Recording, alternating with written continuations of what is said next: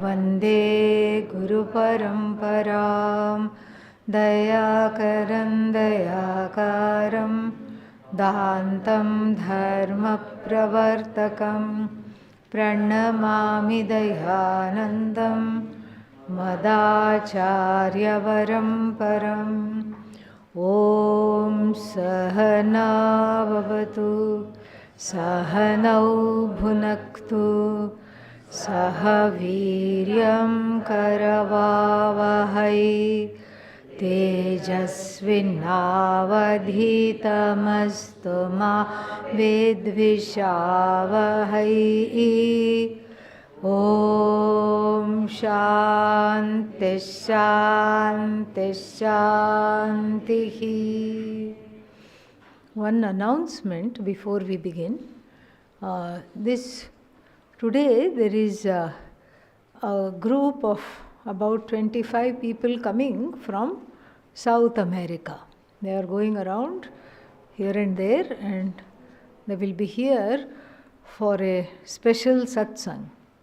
All the people from Brazil are invited to join, and whoever wants from this group is also invited to join. It will be from 6 to 7:15, 7:30 today in the evening. Who is teaching yoga today? Oh, perfect. So therefore, we will assemble here at 6 o'clock.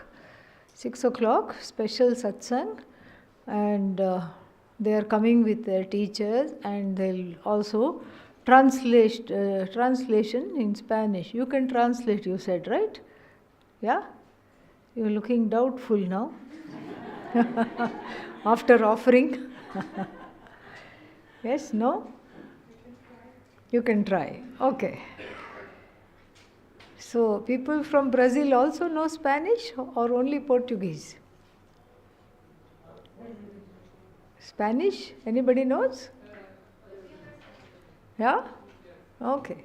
Well, it will be in English, but some people there might need Spanish translation.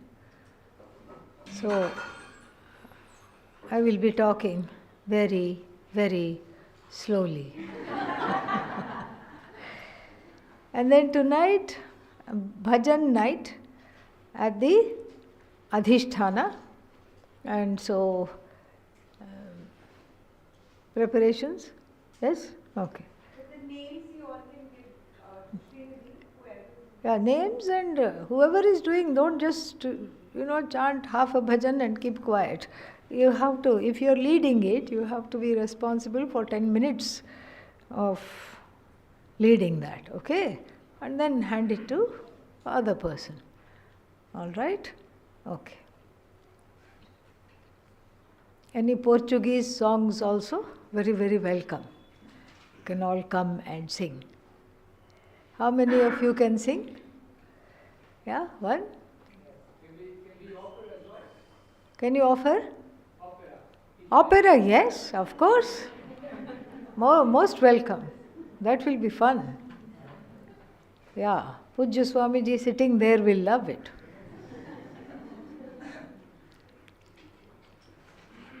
Okay. Now, the text is going to take a turn after having analyzed oneself as Samvit. The Atma, the truth of the Atma is consciousness, having analyzed that, and also having analyzed what? That there is that the nature of this Atma is Sat Chit Ananda. So from the analysis of the individual, the text skyrockets to the total. Because, as I said before, you can't just stop at saying Atma is consciousness. I am consciousness. It's not going to help. Why is it not going to help? Because there is alienation. I am consciousness, I know, but I don't like people in the world. I don't like the world itself. I don't understand what is God. And I don't, I feel targeted by everybody. I'm a victim. And this victimization, this story of the narrative of victimization is very pervasive. It is there everywhere. Everywhere there is this story. In any place you go, and you will see that people feel cheated, people feel weak, people feel disempowered, people feel targeted, people feel misunderstood, people feel alienated. I don't belong. You see, this is the problem. I don't belong. And that's why the ID tags are very popular. Yeah, everybody wants one. Because you feel good. Yes, you feel good wearing a tag. That says a lot about us, This is what we have in common with dogs. All right. So, so in a way, there is this sense of belonging. I belong to a group. And there is something very comforting in that. Why? Because there is rampant sensed alienation. Alienation, as I said, that expresses itself in a fourfold manner. We talked about this. This is just a revision from yesterday. What are these alienations? From oneself, from others, other jivas, from the Jagat, and from God, Ishvara. This fourfold alienation does not go just because I am told I am consciousness. Big deal. Now what? I am alienated from consciousness also. Fifth kind of alienation. This is what one will say. So therefore, the nature of this consciousness as the truth of the Jagat, as the total, as Ishvara, has to be explained, delineated, and the two should be told that they are indeed one. Then only the teaching is complete. So before we take off verse-wise, we need a little bit of background knowledge. And that is going to be, that's going to happen by addressing the nature of reality, tattva. What is real? In the empirical world, we have an understanding of what is real. Somebody is wearing a very heavy golden shine necklace. And what do? You touch it and ask, is this real? Correct? What does that mean? Is it made of real gold? Or is it something, just some metal that has been what? Painted with some spray, gold spray. Is it real? So we have an understanding of real, our own understanding we have of real in the empirical world. And no, this is imitation, the other person says. You think I can afford such a big necklace made of real gold? You must be kidding. It is imitation. So all the people who cannot afford, what do they wear? Imitation jewelry. And in fact, when we probe this matter further, we find that even the super rich people who can afford are also wearing imitation jewelry. Why? Because it's too costly to wear the real. The real one will be sitting in the bank. And the replica of that is made with spray painted gold or metal, and they'll be wearing the replica. And so if anybody says, is this real? They will say, no, but I have the correct one in the bank. So the word real here, and then imitation. Imitation means what? False. Real means it really exists. And so here, in Sanskrit also, we have words that do not describe objects, but describe the reality of the object. So we have one word for false, imitation, which actually means non-existent. And that word is tucham. Tucham. Like Shashashringa. What is Shashashringa? Horns of the rabbit. Rabbit horns. Stories around Shashashringa. And so, horns of the rabbit. There are even remedies made of the horns of the rabbit just to give a spoof and send people off.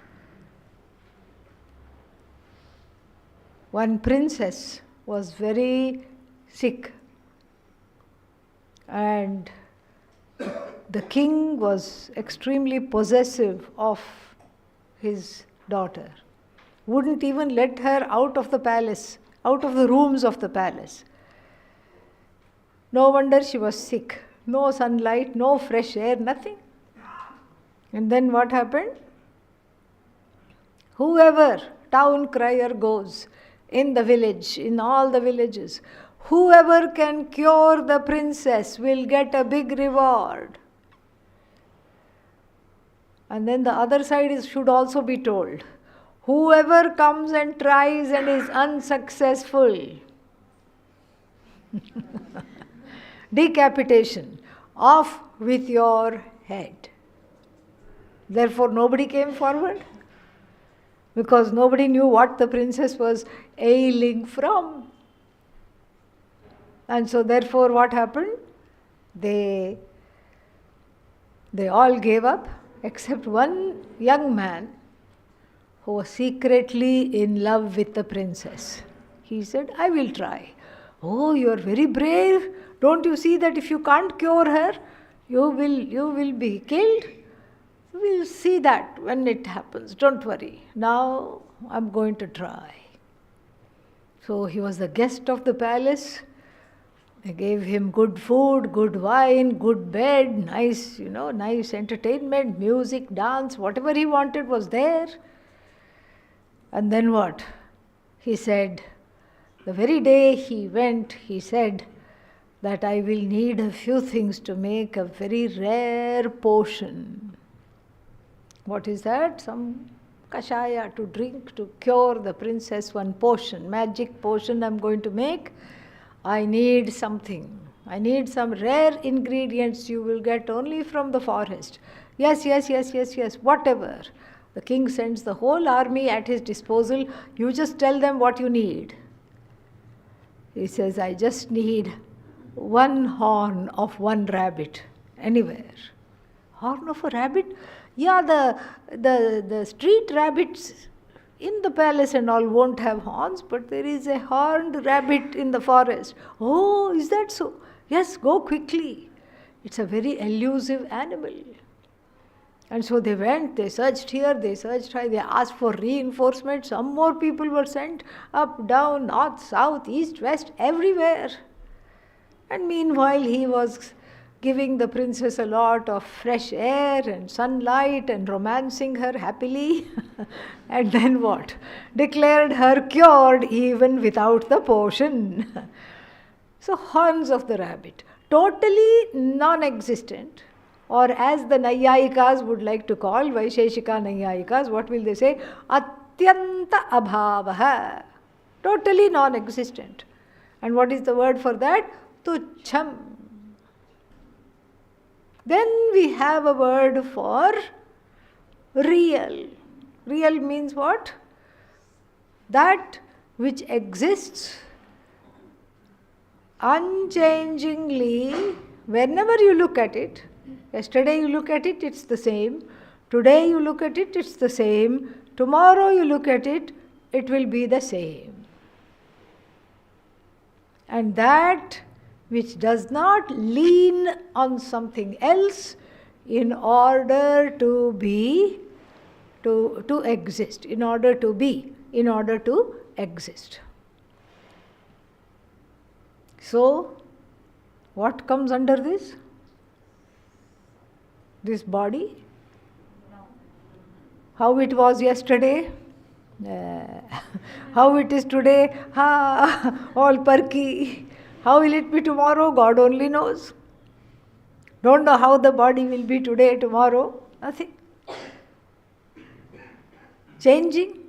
And then again, if you look at a photograph of yourself 10 years ago, you have a shock. Oh my God, what happened to me? This is the question you will ask. Look at this. Thankfully, we don't have albums anymore. Every photograph is there in that phone. Before, if you looked at the albums, because people used to be less lazy than we are in the previous generations, they would actually buy the album and develop the photograph and put them there so that they would be like a keepsake, and you can go and flip the pages and look at the photos.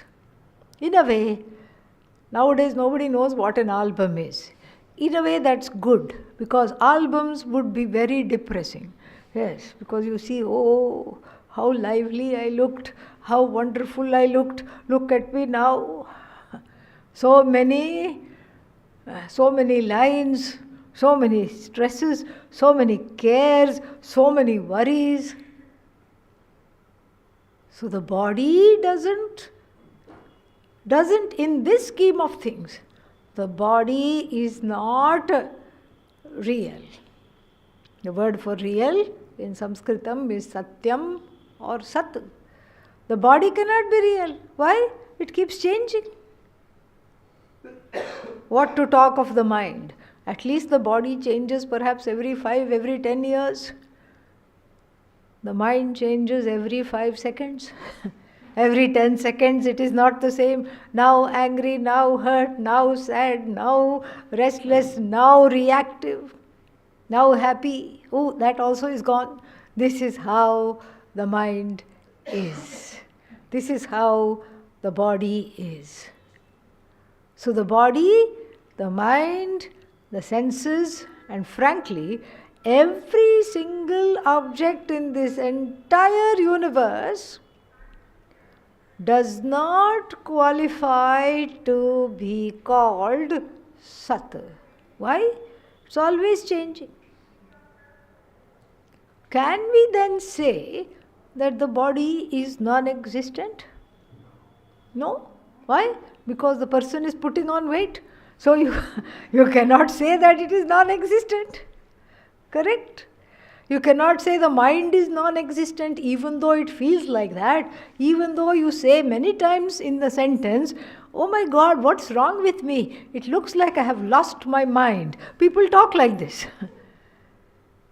You haven't lost your mind. Why? Because the mind is there, very much there. It is temporarily and as though lost, but it is very much there. And we ask people also, we ask each other, have you taken leave of your senses? Senses are very much there. Even though we have that expression, have you taken leave of your senses? Have you lost your mind? So the body, the mind and the senses, which are intimately connected to this I, and also in the Jagat, every single thing has what is called in Sanskritam drishta nashta svabhava. You look at it, it collapses. Like this child. This child told the mother told me this. So the child broke one cup, coffee cup or some kind of a cup. It broke. And the mother took the child to task. How many times have I told you not to handle this? Not good, don't do this. And the child said, I didn't break it. Then how did it break? It broke on its own. How did it break on its own? What were you doing? I was only looking at it. And it broke. I was merely looking at it. And perhaps the child was a Vedantin in its last birth. Because this is the translation of Drishta Nashta Swabhava. As you look at something, it breaks. It is destroyed. As you look at it, it is destroyed, it is destroyed, it is destroyed. Even as you are witnessing it, it is destroyed. So the whole Jagat is what? Drishta Nashta Swabhava. You look at every object, no object that you can objectify is free of this Swabhava. You look at it, it is gone. Born, it is gone. Some things outlast certain other things, that's all. Some things are a little more long-lasting, finished. That is the reality. Most of the things are gone, and even if they are not gone, they are about to go. They are about to go. Starting with this body and all the things that are intimately connected to me, the mind, the senses, organs, heart. How long it will go? Lup, dup, lup, dup, lup. One day it will go lup, lup, lup. What? Dup. Lup, dup, dup. It's called arrhythmia. The rhythmic lup, dup, lup, dup is replaced by some missing beats. Once the beat is missed, it has to catch up by some other extra something it has to do. All these things. Heart, how long will it last? It must also be tired. If it had a human mind, it will say, definitely, what has this idiot achieved? Why am I keeping this person alive? Lup, dup, iti. Why am I doing this? It will definitely have a thought. Heart is meant for heart attack. No other purpose it has, other than to go lup, dup. After it has finished going lup, dup, what is that? Heart attack. Kidneys are meant to fail one day. Liver is meant for cirrhosis. And then what else? Pancreas are meant to develop resistance to insulin. That these things don't happen should be surprise. Not, oh my God, I have high BP, it's a surprise. No, that's not a surprise. That is within the range of things and scheme of things called Drishta Nashta Swabhavaha. If it does not happen and you are 95, that's a surprise. That's a surprise. If it doesn't happen, every minute that it doesn't happen, every year that it doesn't happen, that's a wonder, that's a marvel, that's a surprise. This is something very beautiful. And then same thing, whatever you see in the world, buildings, you say, oh, this is my house, very sturdily built, and it has so many features. It has the best and the strongest materials. And then what? The house also breathes. It's not enough that you breathe. Now there is a system where you make the house also breathe so that it doesn't trap mold and dust and allergens. It is called HVAC system. And so the house also breathes along with you. All these things are there. How long will the house last? It better last. I'm planning to give it to my children, and then they'll give it to their children and their children. And then after that what? 3-4 generations later, nashta, gone. First it will need a lot of repair, gone. And there are some trees also like that. There is one cherry tree in the United States near our place, near our ashram. It is almost a 200-year-old cherry tree. It needs props. Iron props are made like this to hold the branches, because otherwise it will fall. It is on its way out. And no matter how many campaigns you do, save the cherry tree, historic cherry tree, one day it will just not be. But yet, none of these things we are talking about, starting with our own bodies, we can say are non-existent. They are not non-existent. Why? Because everybody can objectify them. They are not existent. Why? Because each thing is dependent on the other. So many numerous things the body is dependent on. Body is dependent on prana. Is prana independent? No, the prana is also dependent on vayu. Is vayu independent? No, vayu is also dependent on something else, something else, something else, something else. So this whole world is a chain of cause-effect dependency, in the sense that whatever was the cause before, seen from a different angle, becomes an effect, and something else becomes the cause. Even our trusty pot. What about this pot? What is the cause of the pot? Clay. Earth. Earth is the cause of the pot. Is clay independent? No. Seen from the standpoint of the pot, clay is cause. Seen from the standpoint of Mother Earth, what is clay? Effect. It's an effect. You can even say this about fabric. What is the cause of fabric? Cotton. Cotton yarn is the cause of fabric. And the yarn itself is not independent, it is dependent on cotton fibers. Fibers are not independent, fibers are dependent on cotton. Cotton is not independent. Cotton is the cause only with regard to the fibers. From the standpoint of that which caused the cotton, cotton is the effect of cotton tree, cotton bush.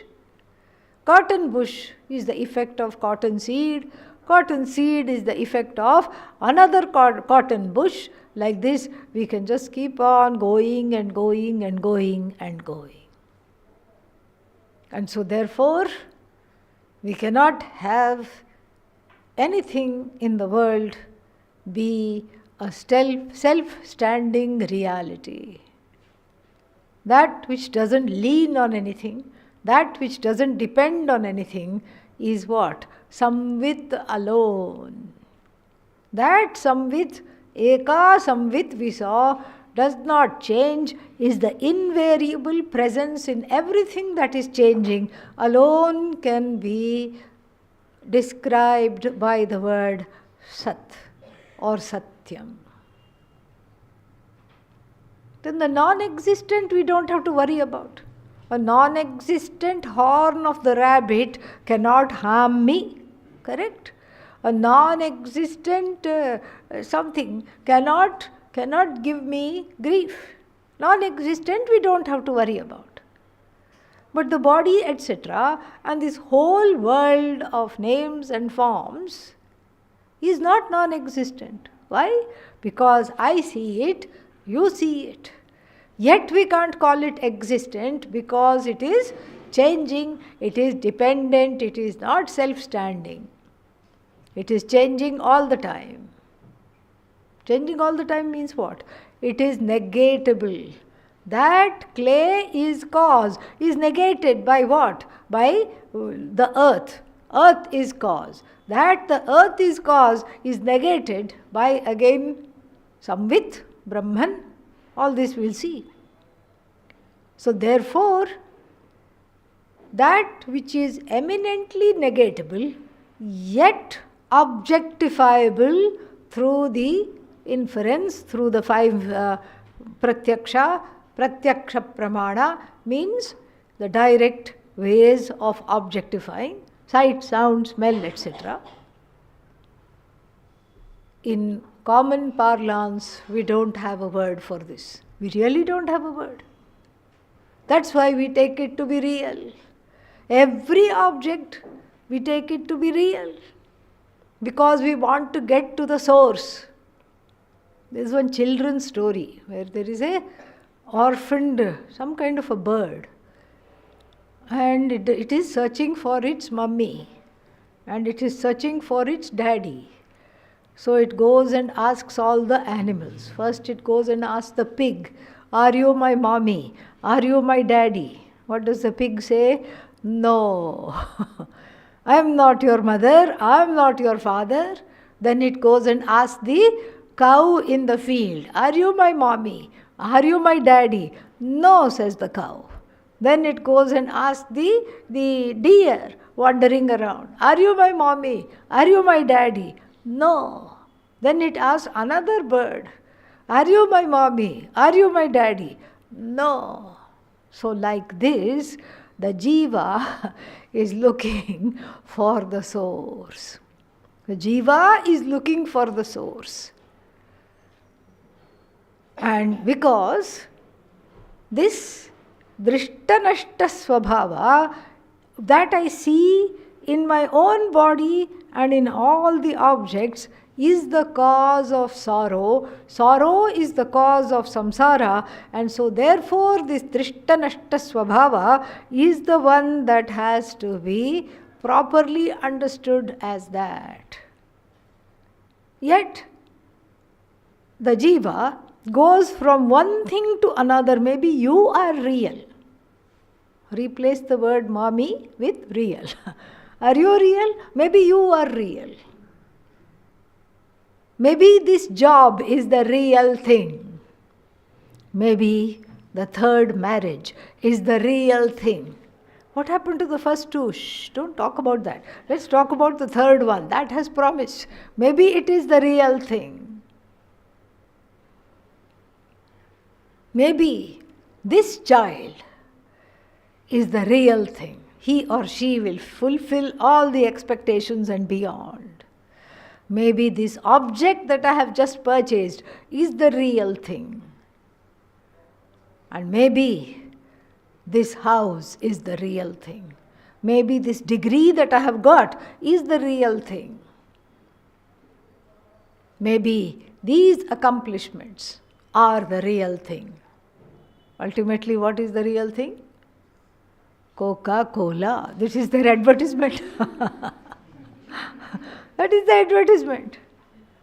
The real thing. You see how they have capitalized on Vedanta and they are teaching the wrong things. Yeah. Everybody is in search of the real thing that does not come to an end, that is not leaning on something else, that is unchanging and is independent. There is a very interesting irony in this looking for the real thing in unreal places. Why? Due to lack of recognition. Lehari dhoonde leher ko. One saint wrote this. The wave is searching for the ocean. Oh, ocean, where are you? I miss you. I want to immerse myself in you. I want to become part of you. Please show me your face. Give me darshan, O ocean. Lehri dhoonde leher ko. And in the same way, kapada dhoonde soot. The fabric is searching for the yarn. Oh yarn, don't spin me a yarn. Please show me your face. You are God for me. You are my source. Please, please show me who you are, oh yarn. Jeev dhoonde brahma ko. In the same way, the jiva is searching for who? Brahman. Jiva searches for Brahman, just like the ocean searches the other way around. The wave searches for the ocean, and then the cloth, the fabric searches for the fibers and the yarn. The saint concludes, Tino, all three of them, Ut ke ut, means they are the fools among all the fools. What is fools among all the fools? If you sift through all the fools, the one that remains on top is the most foolish one. And this is the jiva looking for Brahman. Just like the ocean, the wave looking for the ocean. Wave is ocean. The fabric is non-separate from the yarn. And similarly, jiva is non-separate from who? Brahman. This is what we have to understand. And what is standing in the way is not tucham. Tucham is very clear. Not satyam either. Satyam is not standing in my way. Satyam is what I have to understand as the truth of myself. And that is a process, it's a journey. But the pratibandha we are talking of here, what is standing in my way is this mid-level reality, for which in the common parlance there is no name. In the Vedantic parlance there is a name, mithya. Indeclinable word, mithya. Mithya means sad asadbhyam anirvachya, that which cannot be talked of as either sat or asat. Like even this body, you cannot say it is asat, tucham. Asat means non-existent. You cannot say it is non-existent because every 4 hours it feels hungry. You cannot say this body doesn't exist. But yet at the same time it is not existent. Why? Because it's a composite made of parts. And we have learnt in other classes, everything that is put together is ready to fall apart. So it's a composite made of decomposing parts. Parts which are going to die. Parts which are temporary. This is what the body is made up of. How can it be Sat? How can it be Satyam? At the same time it is Asat. So it comes under the same category as pot, which is what? Mithya. Mithya doesn't mean non-existent, false. Mithya means dependent reality, first definition. Adhishthana ananyat, dependent reality. Then of course the question will come, dependent upon what? Dependent upon what is this reality? Dependent upon that which undergoes no change. Sat, samvit, consciousness. And then the name for consciousness is what? Brahma, Brahman. Brahman alone it is dependent on. In itself, it is as good as non-existent, but because it is blessed by Brahman, the presence of Brahman is the presence of the object called Mithya. Mithya is not the name of the object, Mithya is the reality claim of the object. So, Brahman lends its presence, lends its sentiency to the object called Mithya, and how this lending takes place also we will see, very beautiful. And how this lending takes place, just for now, one more sentence we'll say, without undergoing any change.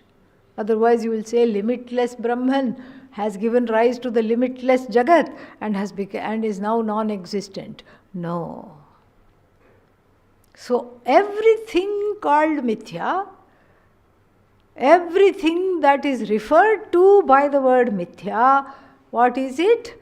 It is non-separate from Brahman. It borrows its being from Brahman. Therefore, you can say it is. Like even this flower. Flower is. The isness of the flower does not belong to the flower. How do we know that? Because if I keep holding it, the petals will go. The petals will dry. Today flower, tomorrow the flower deteriorates. Flower is. So the isness, if we can use such a word, the existence of the flower does not rest with the flower. Then it would be Sat. The existence of the flower rests with Brahman consciousness, from where the isness is borrowed. It shines in borrowed isness. It shines in borrowed knowledge also. Because the flower is, when I say flower, knowledge is. This knowledge of what is flower and the existence of the flower cannot be separated. Number one. Number two, the knowledge and the existence of the flower do not belong to the flower, are not the property of the flower. Who do they belong to? Anything I say, the answer is Brahman. What does it belong to? Brahman. That's why we saw the story of the crow borrowing the peacock feathers. How many feathers did it borrow? Sat Chit Ananda. Satyam Jnanam Anantam. The whole world of objects, Mithya, dances with the wings of Satyam, the borrowed wings of Satyam, it flies. The borrowed wings of Satyam, it exists. Everything is borrowed, nothing is one's own. There is no self-independent Mithya. That is Brahman. So the first definition of this reality, which is in between Sat and Asat, neither existent, neither self-existent, nor non-existent, is called Mithya, the reality claim of that which is dependent and that which is changing all the time. Adhishthana Ananyat, first definition, that which is non-separate from Sat. Non-separate from Sat. And we saw how the flower is non-separate from Brahman. Brahman is Sat. The word Sat can only belong to Brahman, not to anything else. Atma, but Atma and Brahman are synonyms. This Samvit, this Sat alone illumines the flower. The Sat alone brings the flower to light. The Sat alone shines as the flower. The Sat sustains the flower. And when the flower goes back, it goes back to the isness again, to Sat. And so the whole world of Mithya is what? Nama, Rupa. Dependent upon words. It's a whole world, the whole Jagat is nothing but a series of word and meaning. Vacharambhanam vikaro namadheyam mrittika iti eva satyam. Chandogya Upanishad. The whole world is like even the truth of the clay, like so, truth of the pot, clay, but then we don't have the word clay, we have many other words, pot, lid, jug, figurine. So many things you can make out of clay. And the whole world of earthenware is dependent on what? Clay. You don't have to do research on everything that is made of clay. I'm doing PhD on pot number 1. Now I'm doing PhD on pot number 2. You don't have to do that. You get to know clay, and the whole world of earthenware becomes known to you. Ekena mritpindena sarvam mrinmayam vijñātam bhavati iti. By examining or inquiring into one lump of clay, the entire world of earthenware is evident, is totally evident. This is the first example given. And what about all these jug and lid, another pot, pot number 4, 5, 6, 7, what are they? Word and meaning. Vak alambanam, vak arambhanam. Its existence begins with the word, and the word alone is. And what is that word? Word is knowledge. Word is knowledge. And here, on the everyday level, what do we see? The knowledge is there with the maker of the pot. Two things are needed. What is needed? Clay is needed, and then the intelligence to make the pot is needed. It looks very easy. The wheel is moving, you switch it's all electrified, you switch the switch on, and then the potter's wheel moves. And you see the potter throwing the lump of clay on the wheel, and it just goes like this, like this. You say, oh, I don't like the shape. Oh, how about this shape? They make beautiful shapes, and then they just lift it off like that and put it in the oven, kiln to bake. You try doing it. You'll have a mess on your hands. There is an art to it. There is an understanding. How much clay should I use for how big a pot to make? There is that planning. And how should it be? How fast should the thing rotate, the wheel rotate, to make what kind of design, what kind of shape, what kind of size? All there is knowledge. The potter has raw material and knowledge. The knowledge, when we talk of knowledge, the knowledge has to rest in a conscious being. The knowledge is not with clay. Clay is jada. The knowledge is not with the wheel. That is also jada. The knowledge is not with the switch that powers the wheel. That is also what? Jada. It will give a shock, but it is still jada. The knowledge has to rest in a conscious being. And what else do we need? The raw material, clay.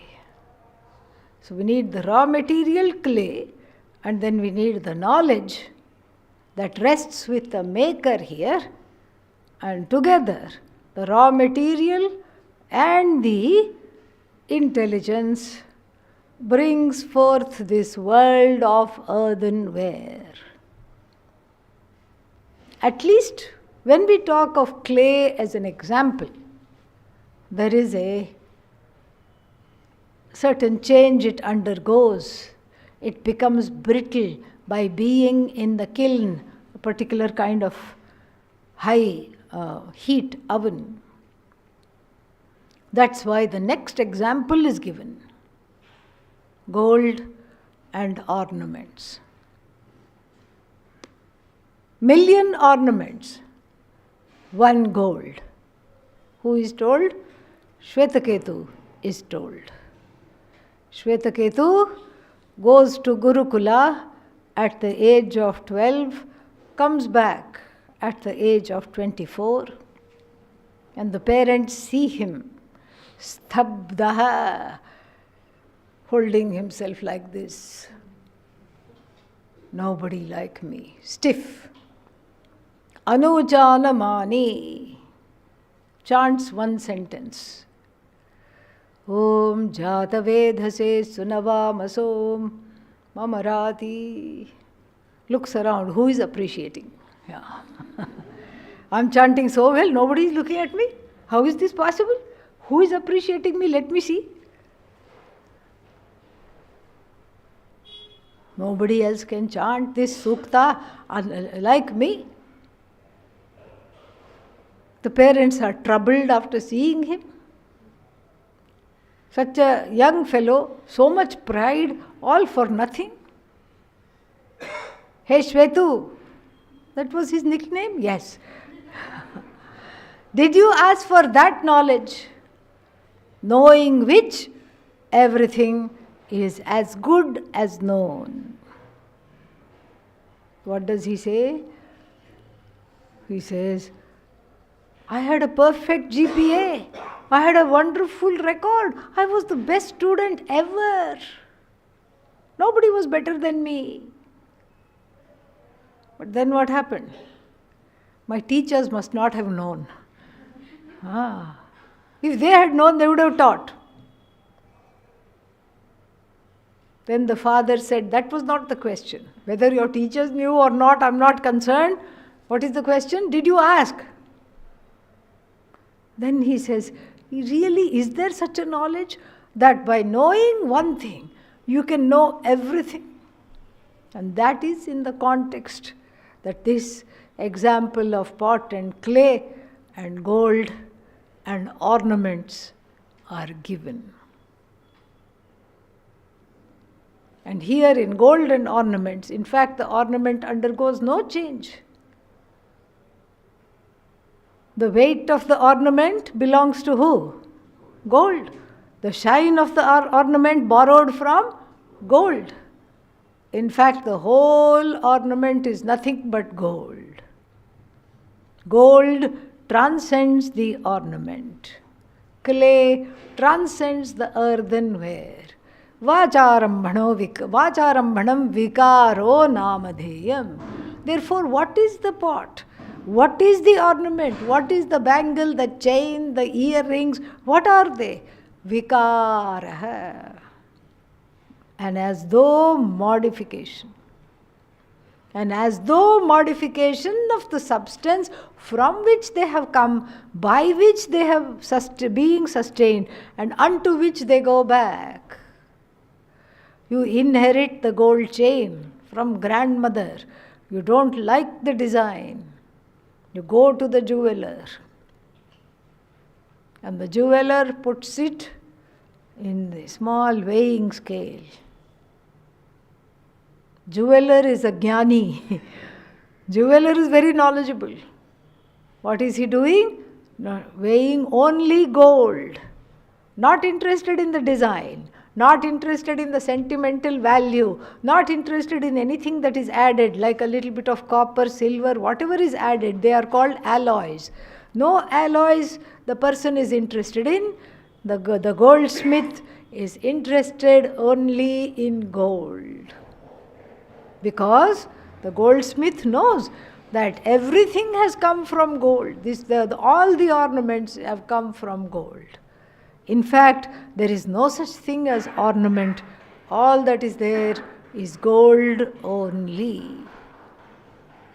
So there is now two orders of reality. What are they? First is called mithya, then the second one is called what? Sat. Sat, in fact we should do it the other way around. First is called Sat, second is mithya. Mithya dependent on Sat, and Sat independent of mithya. Like even the gold is not dependent on ornament. If a few ornaments are melted down, the gold is not unhappy. Oh, I used to be in the form of so many ornaments, now I am less. No, not at all. Because it knows, I am the same thing, it is all me. And so, Sat and Mithya, we have these two orders of reality. And if this is clear, so what is Sat? Brahma Satyam. What is mithya? Jagan mithya. The whole jagat is mithya. Oh, at least leave out a little bit of sat in the jagat. No. All mithya, mithya, mithya, mithya, mithya. A series of mithyas arranged in cause, effect, effect, cause, effect, cause, endless cause, effect chain is the jagat. And so, when I say that sat, it stops at sat. All this cause, effect, cause chain stops at sat. What do we mean? What do we mean by that? Sat is the cause. What kind of a cause? Causeless cause. Sat is the cause of everything. What is the cause of sat? You cannot ask. You can ask, what is the cause of fabric? Yarn. What is the cause of yarn? Fibers. What is the cause of fibers? Cotton. What is the cause of cotton? Molecules, particles. You can keep answering. Finally, it stops at sat. What is the cause of sat? Another sat. No. Only one sat. Ekam sat. Only one sat. It's a causeless cause. Also, this cause, we'll see later, is the causality itself is superimposed upon which Brahman. That is what is described as Sat. Essentially free of being cause, from a particular standpoint of the Jagat, it is seen as the cause of the Jagat. And then, so this whole world of ornaments, whole world of earthenware, dependent on words and meaning. In other words, name and form. Name and form. This is what Shvetaketu is taught. If these two orders of reality are known for what they are, if I know Sat as Sat, and if I know Mithya as Mithya, there is no reason for instruction. There is no reason for Vedanta. Why? I know Sat as Sat, I know Mithya as Mithya, so there is no reason. But if these two words are not known, then havoc ensues. There was one philosophy professor who was a student of Pujya Swamiji. And the philosophy professor studied with him for several months. After that said, Swami, I love Vedanta. Good.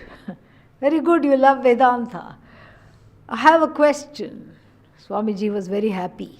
Oh, you have a question. Good. You have been listening. And you're a thinking person. You're a professor at the university. What is your question?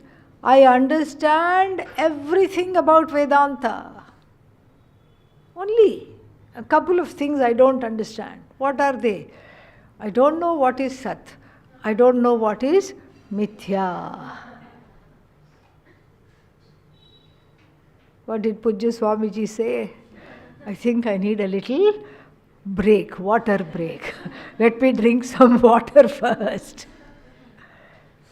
And we have our own version of this in so many stories. That which is the real experience in Pujya Swamiji's life is told in the form of a story. This fellow went to hear Ramayana 10 days. Sat right in front. Everybody else is asleep. In fact, that's why people go to Ramayana. Why? So that they can sleep undisturbed in the temple. They all sit against the wall, and then the wall is resting, the head is resting against the wall. And when they all leave, you see oil spots everywhere. Yeah, Satyamidam, true this is. And then one person, no need for wall, sitting right there in the center, nodding, laughing, talking, very happy. Finally has one question on the last day. The Panditji narrating the Ramayana is thrilled. He's building castles in the air. Maybe this is my successor. I should also be looking into what is the next generation of people who teach all this. This is a dying art. Only sleepy people come. This young man, this young boy is such a joy. Panditji, yes. I have a question. What is your question? If you don't ask, who else will ask? Please ask. I heard you say the word Rama a lot throughout these 9 days. Then I also heard you say the word Ravana a lot throughout these 9 days. I have a small doubt. Who is the Asura? Who is the demon? Rama is the demon or Ravana is the demon? Who is the Asura? Panditji's heart sank into his stomach and was digested also. Panditji responded by saying, I am the Asura. I am the Asura. So, this is what it is. If Satyam and Mithya are not understood, the entire Vedanta Shastra is what? Hazy. You see, you don't see. Bhane api abhanam. Bhane api abhata asau. I see, yet I don't understand. I understood, but yet there is something left. I have it, I got it. No. The same doubts are back. These are the 2 words. But you have explained. I have written down the notes. I can say the definitions. What is mithya? 2 definitions. Adhishthana, ananyat, mithya. Yatra yatra sat, yatra yatra mithya, tatra tatra sat. That which is non-separate from sat. Wherever there is mithya, there is sat. But you cannot say it the other way, okay? Yatra yatra sat, tatra tatra mithya. No. Mithya is sat. What is sat? Sat is sat. Sat is sat, mithya is sat. Mithya leans on sat, depends on sat for its very existence. Mithya is as though born of sat, as though sustained by sat, as though resolves into sat. Sat is totally free of mithya. It transcends mithya, we can use the word here. And then what else? What is the second definition? Sat asadbhyam anirvachaniya, anirvachya. That which cannot be categorically said to exist. Why? Because it is dependent on something else. And that which cannot be said to be non-existence. Why? Because it is available for objectification. We know the definition. Even sat has 2 definitions. Abadhitam sat. That which is non-negatable is called sat. Why is it non-negatable? It simply will not go away. And here let me ask my favorite question. Are you here? Yes. Always it's a yes. Even if you say no, you're advertising your presence. Even if you say no, it's a yes. Yes. Are you here? Yes. And so sat, abadhitam, non-negatable. Trikalepi tishtati, second definition, that which is unchanging in time. Why?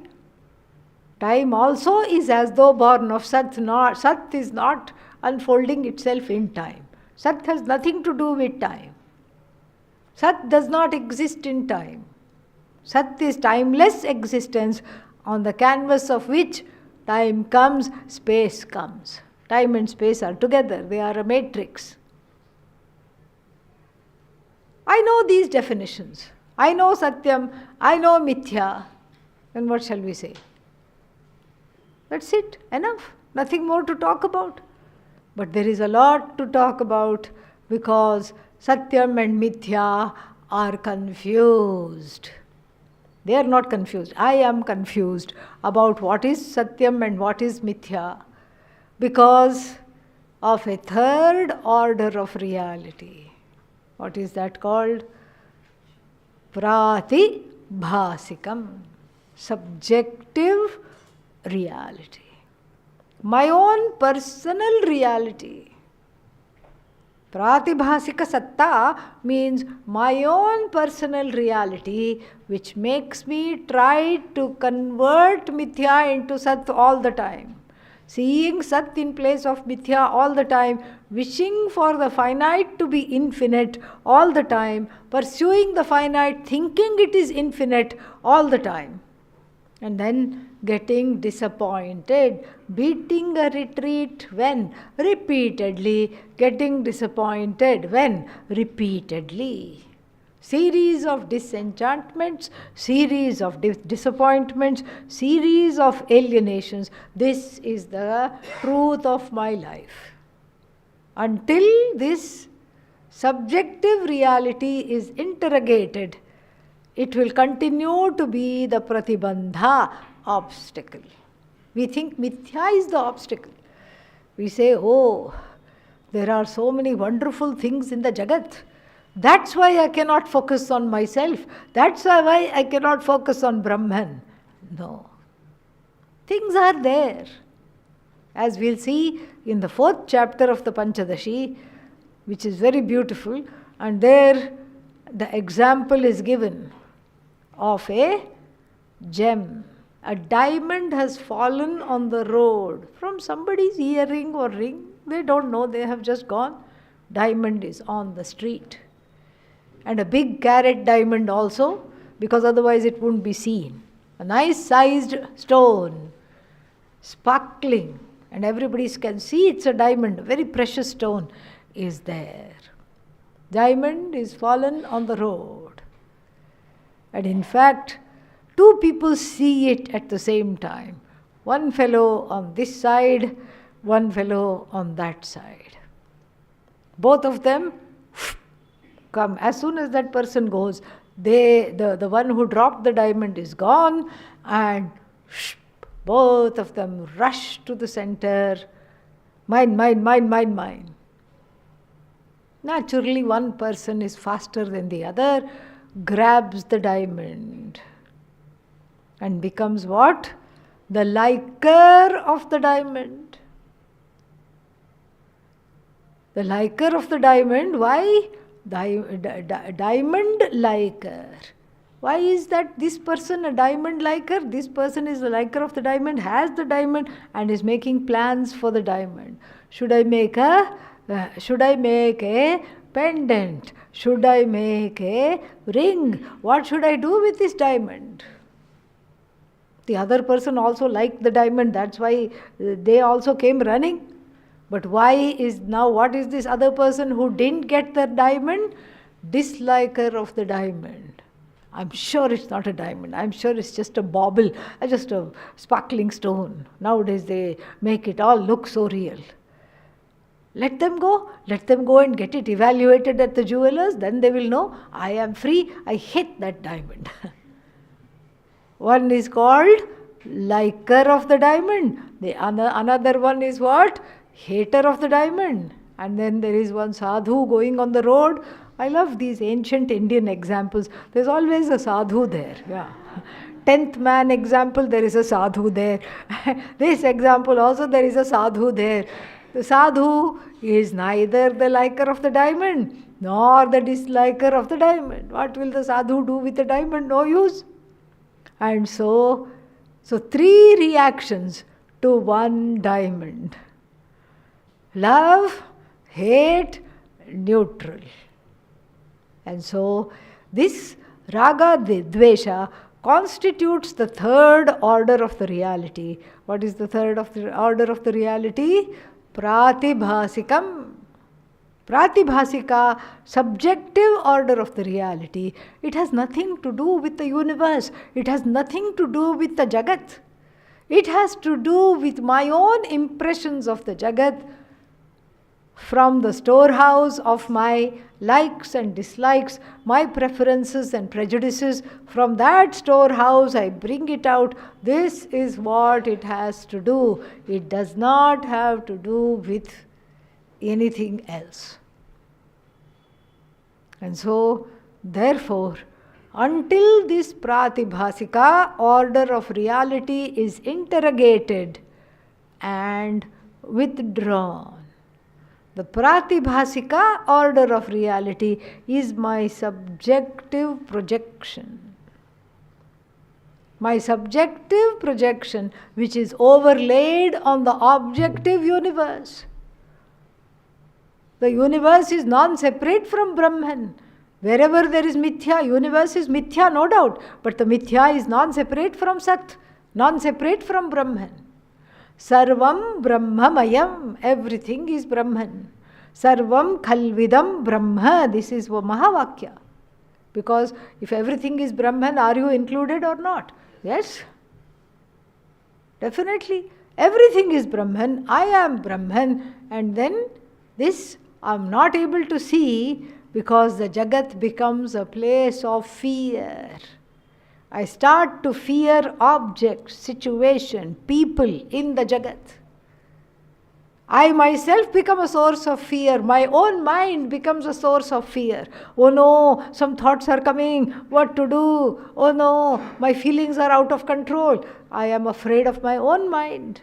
Sometimes I am afraid of my own body. Oh my God, it is giving way. What to do? Am I dying? This is the feeling.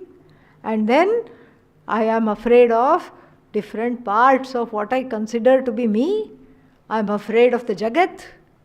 Alienated from the Jagat, alienated from my own mind, from my own body, from my own senses, and then alienated from the source of these two, which is Ishvara Brahman.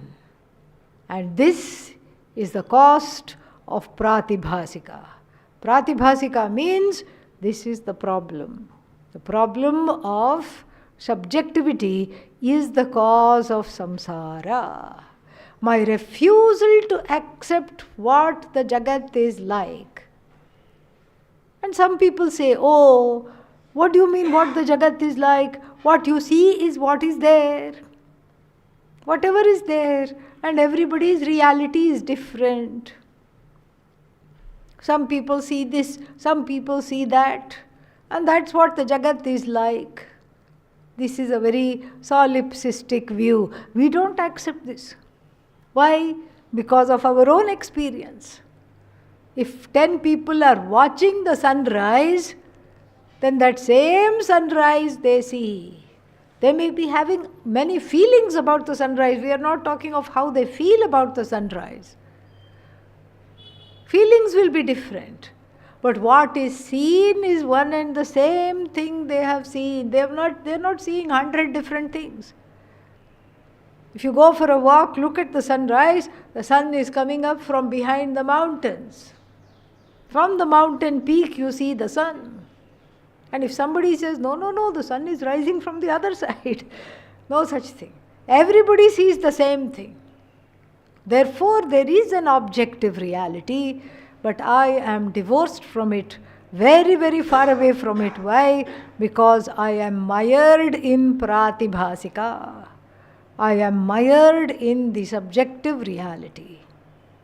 So Brahman, knowing Brahman is not possible. Why? When I can't even live in the objective reality, objectively, what to talk about the source of that Jagat?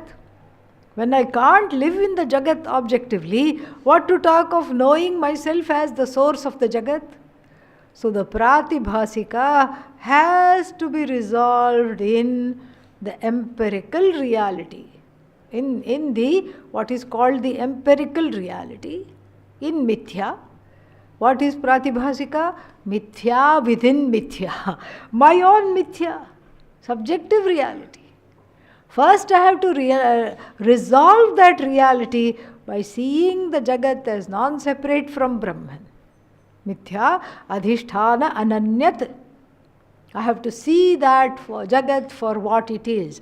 I have to see people for what they are. And this is why we say We have to see, Ishwaraize the Jagat. We have to see in the Jagat, in place of the Jagat, you see Brahman. You see means you understand that it is Brahman. All objects and the entire Jagat is Brahman. Brahman is not any particular object. Everything is Brahman. In order for everything to be Brahman, Brahman must be not any one thing. It overrides everything. So then we can say Brahman has two components. It is immanent and it is transcendental. Immanent means you don't have to look where is Brahman. The person who is asking is Brahman. And then table is Brahman, chair is Brahman. Everything is Brahman. Brahman here, Ishvara. We'll come to how Ishvara is talked about in the tradition. We'll come to that. But for now, chair is Brahman, table is Brahman, everything is Brahman. This Hiranyakashipu, the demon, learnt this lesson the hard way. He had a dear son Prahlada, but dearer to the son was his own self. He really was he is an ancient example of what we call a narcissistic personality. Definitely. What did he want? The whole world to chant only his name. Poor things. The whole kingdom was chanting the mantra, Om Namo Bhagavate Vasudevaya. He said, no, that's not what you should chant. What should you chant? Om Hiranyaya Namaha. This is my name. Chant my name. Otherwise, your head will be cut off. This is an official decree. People didn't have a choice. There was only one holdout. One? Yes. Very brave holdout in the form of his own 4-year-old son. And he cajoled the son, put the son on his lap and said, say, Hiranyaya Namaha. And what did the child say? Om Namo Bhagavate Vasudevaya. Om Namo Narayanaya. He beat the child. He shook the child. He had the child thrown off the palace walls. Child survived, dusted himself off, came back to the father. Om Namo Bhagavate Vasudevaya. Wouldn't stop. Where is your Vasudeva? Where is your Narayana? Everywhere. Last chance. Hiranyaya Namaha. No. Vasudevaya Namaha. Where is this Vasudeva? Everywhere. In the palace? Yes. Outside the palace? Yes. In this pillar, there was a pillar. If you live in a palace, you have to have a pillar, okay? Yeah. Ordinary houses don't have pillars. Palace means there should be a pillar. In this pillar, yes. Being a strong man, he turns around, and I think he was studying karate. So, Hiranyakashipu gives the pillar a big kick. And out of that, keeping the faith, keeping the shraddha of this little boy, emerges what? A terrible being, half human and half lion. Why?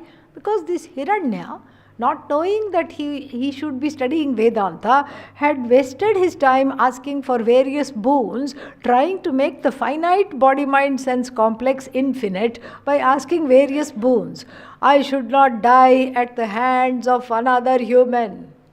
Tathastu, okay, so granted. I should not be killed inside any structure. Tathastu, I should not be killed outside either in the open air. Tathastu, I should not be killed by an animal. Tathastu, I should not be killed during the day. Tathastu, I should not be killed at night. Tathastu. But there are loopholes. That's why the person, Bhagavan in the form of half human, half lion, came as an avatara. cannot be killed by another human, cannot be killed by an animal. But nowhere you said a combo of human and animal should not kill me. You forgot to ask. Yeah. If you had asked, I would. You don't give things in the threshold, you don't receive things in the threshold. Because of this incident, what happened? He took the king, dragged him, and then I should not be killed inside the house, outside the house. No problem, we'll sit on the threshold, in between the outside and inside. I should not be killed on the floor, I should not be killed in the air. My lap is here, come here beta, aaja.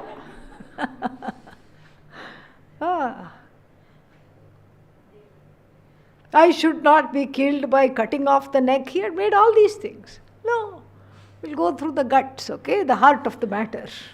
Yeah.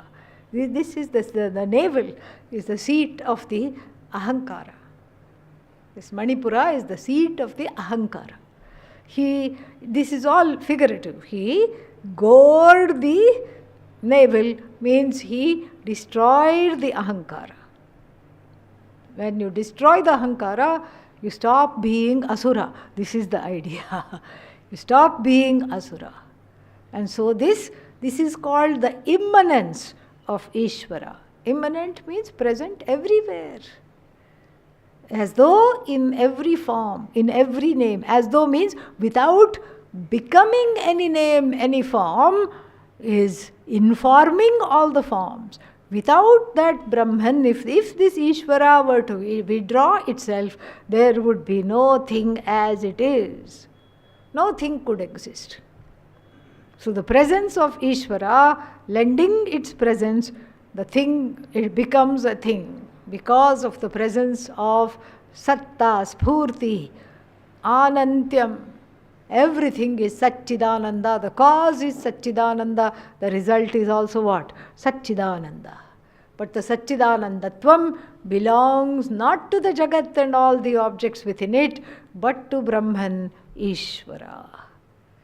This is called immanent, and also Bhagavan is at the same time transcendental, meaning the Jagat resolves in Bhagavan like the dream even resolves in you, but you are not your dream. Dream non-separate from you. You are not your dream. And so this is called transcendental. Same thing we can see. Ornament has its being in gold. Gold is, in terms of the example, self-standing. Gold transcends ornament. Clay transcends pot. Brahman transcends the Jagat. And this transcendental part is called Satyam Jnanam Anantam.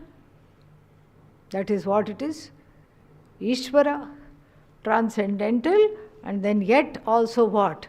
Immanent as what? Sat, Chit, Ananda. More about this we'll see tomorrow.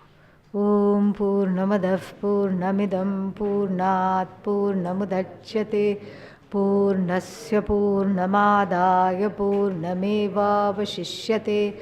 Om Shanti Shanti Shanti Harihi Om.